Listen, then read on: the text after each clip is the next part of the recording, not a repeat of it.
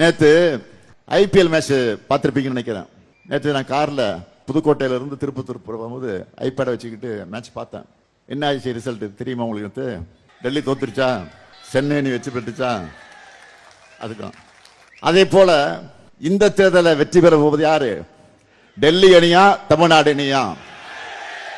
டெல்லி அணியா தமிழ்நாடு அணியா? சத்தமா நம்ம முதல்வர் அண்ணா இவருக்கு ஐபிஎல் பார்க்கறதா வேலையானே? தமிழ்நாட்டில் எவ்வளவு பிரச்சனை நடந்துட்டு இருக்குது. முதலமைச்சர் டிவி ரிமோட்டை கொண்டு போய் ஐபிஎல்ல போட்டு டெல்லி ஸ்கோர் என்ன, சென்னை ஸ்கோர் என்ன, இது ரெண்டு பார்க்கறதா அவர் வேலையா?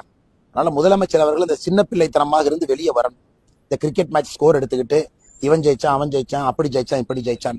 அண்ணே, டெல்லி நம்முடைய சென்னை அணி அதில் இருக்கக்கூடிய எல்லாருமே தமிழ் ஆட்டக்காரர்கள் எல்லா இடத்துலையும் போய் ஆடுறாங்க, எல்லா அணிக்கும் ஆடுறாங்க. அதனால முதலமைச்சர் அவர்கள் இந்த கிரிக்கெட் மேட்ச் தூக்கிட்டு வந்து இவன் ஜெயிச்சான் அவன் ஜெயிச்சான்னு சொல்றதை விட்டுட்டு அவர் நன்றாக புரிந்து கொள்ள வேண்டும். அவருக்கு தூங்கி எந்திரிச்சா டெல்லி வர்சஸ் தமிழ்நாடு, டெல்லி வர்சஸ் தமிழ்நாடு இப்படிதான் சுத்திக்கிட்டு இருக்காரு. இந்த தேர்தல் ரொம்ப தெளிவான தேர்தலுங்கன்னா கோபாலபுரத்தினுடைய ஊழல்வாதிகளுக்கும் தமிழக மக்களுக்கும் இடையில் நடக்கக்கூடிய தேர்தல் தான் இது. கோபாலபுரத்தினுடைய ஊழல்வாதிகள் ஒரு பக்கம், தமிழக மக்கள் ஒரு பக்கம். இதுல டெல்லி தமிழ்நாடெல்லாம் கிடையவே கிடையாதுங்கன்னா அது முதலமைச்சர் அவர் கண்டிப்பா மே 4ஆம் தேதி இதை புரிந்து கொள்வாருன்னா.